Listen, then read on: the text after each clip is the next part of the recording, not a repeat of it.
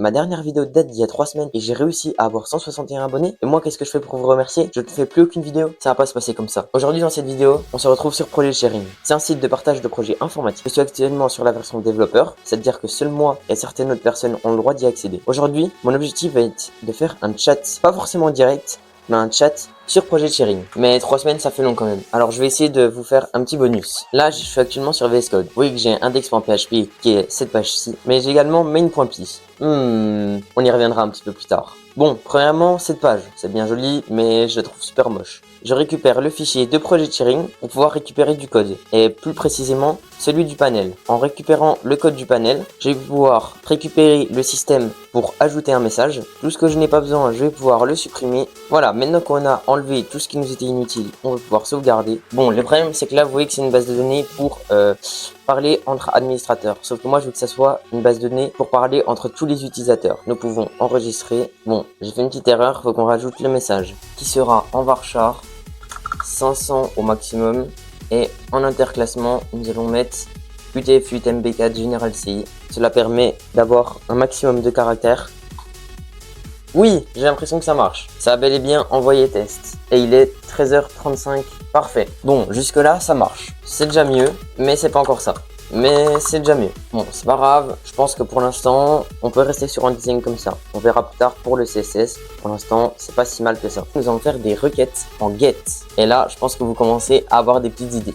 Requête get, vous voyez comment c'est. Hop. Et là, nous allons un petit peu essayer de voir comment les requêtes get fonctionnent. Bon, nous allons faire du coup un petit test. Nous allons récupérer name et age. Nous allons faire la même chose avec le message et l'identifiant. Ici, nous voyons que c'est comme ça que ça fonctionne. Au lieu de mettre name, on va mettre identifiant. Là, on va mettre message. Là, par exemple, on va mettre 1 parce que moi, mon identifiant, c'est 1 et le message, c'est ça. Vous voyez que ça marque bien. Salut. Et si je change d'identifiant, par exemple, je mets celui d'Agistyle, vous voyez que message Agistyle, salut. Bon, c'est super, mais niveau sécurité, c'est vraiment pas ça. Et je vais changer mon mot de passe. Pourquoi je vous montre? Parce que c'était mon ancien mot de passe. Sans faire exprès, j'avais montré sur un de mes lives, donc du coup, je l'ai changé. Heureusement, j'utilisais que pour ce compte. Bah, du coup, nous allons pouvoir mettre un password. Donc, on sauvegarde et on regarde si tout ça fonctionne. Donc, nous allons copier ceci et nous allons essayer, hop. Bon, je pense savoir pourquoi ça va pas. Ici, j'ai mis target password alors que c'était pass. Et ici, j'ai mis ça alors que c'était ça. Voilà, j'espère que c'était uniquement ça l'erreur. Et non, il y en a d'autres. Donc, c'est pas grave. On va continuer jusqu'à qu'il n'y ait plus d'erreur. Je me suis rendu compte de petites répétitions. Là, je sais pas pourquoi c'était comme ça. Ok, on va voir si ça marche toujours ça. Parfait. Ça marche toujours. Nous allons récupérer l'URL. Et j'ai pas l'impression que ça marche. Voyons voir si ici je mets, au lieu de mettre lol, je mets i. Ça marche bel et bien, c'est nickel. Et imagine que je mets un mauvais mot de passe, et bah ça fait rien. Les requêtes get en Python. Avant de voir un petit peu comment ça fonctionne, nous allons pouvoir commencer notre script.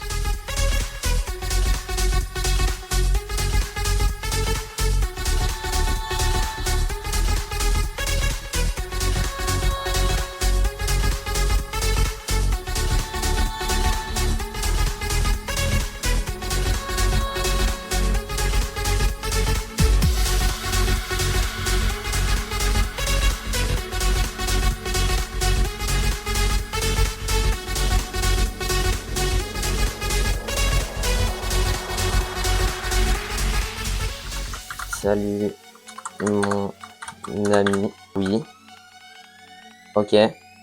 Bon, il y a quelques petites erreurs par-ci par-là, mais sinon ça a marché. Et là, normalement, si j'actualise, et bah oui, voilà, je viens littéralement de faire un bot qui va détruire mon site. Sur ce, les amis, je pense que nous allons nous arrêter là. Ne vous inquiétez pas, il va y avoir une partie 2. Là, c'était un petit peu pour vous mettre dans l'ambiance, pour vous montrer un peu ce que je vais faire, ce que je vais essayer de faire. Et après, dans la prochaine partie, on va essayer de vraiment tout mettre au propre pour faire un logiciel que tout le monde peut utiliser et un site efficace, joli, que tout le monde peut utiliser aussi. Sur ce, c'était Natcode. N'oubliez pas de vous abonner, de jeter un petit œil à Project Sharing. C'était Natcode. Abonnez-vous. Ciao.